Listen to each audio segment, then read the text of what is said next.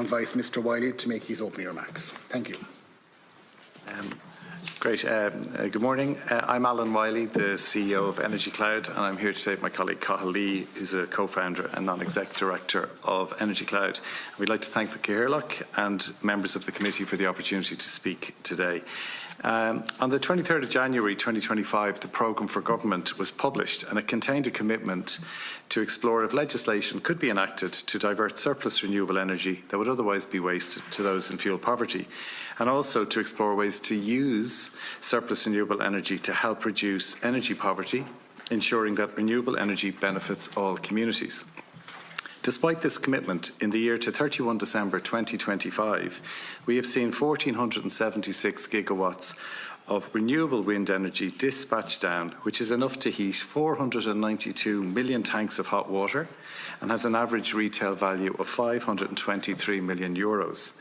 This is an average of more than €1.4 million of clean, renewable wind energy being dispatched down or wasted every single day since the programme for government was published. The ESRI estimates that there are over 550,000 homes in energy poverty in Ireland. That's approximately 1.5 million people. It is an unnecessary and unforgivable scandal that these numbers persist with the levels of wasted renewable energy that we've outlined above. If this waste was put to use to tackle energy poverty, this is a social problem that can be solved. According to our partner, Clúid Housing, energy poverty is not a marginal issue, it's a growing crisis. Many of their residents live on low incomes, and rising energy costs can push them to make impossible choices: heat or eat. Clúid's tenancy sustainment team see this reality every day, and they have residents who just have 30 or 20 euros a week for heating. Some households simply do not turn on their heating because they fear the cost. This is not just about comfort, it's about dignity, health, and the ability to sustain a tenancy. Now, to help those in the room who are fortunate enough to not be experiencing energy poverty, and to understand the lived experiences of those who are, and also to see what a huge impact using the waste could have, this is an email we got last week from an EnergyCloud user.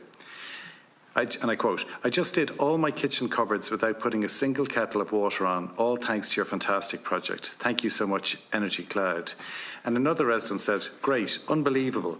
I actually haven't had anything free like this in a long time. The immersion was always consuming my electricity, and I found it hard to keep up." Now, EnergyCloud presented to this Committee on Social Protection, Community and Rural Development and the Islands in June 24. Their reports recommended that EnergyCloud should be supported to help us scale our initiative to provide free water and heat to those in energy poverty.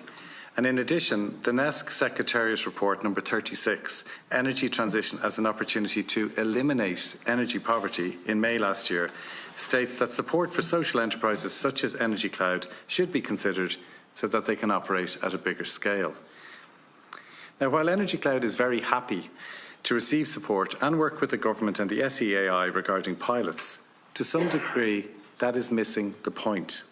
This is not about EnergyCloud. It is about energy poverty and political leadership.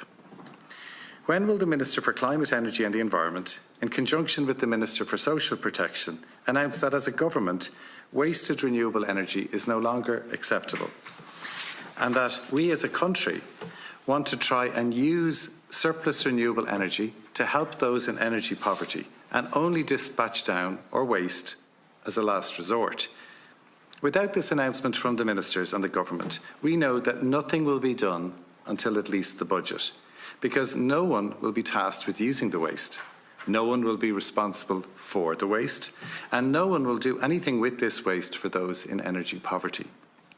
By the time the budget comes around, this government will have missed a €1 billion opportunity to end energy poverty, as we wasted over 500 million in renewable energy in 2025, and we'll see at least that number in 2026.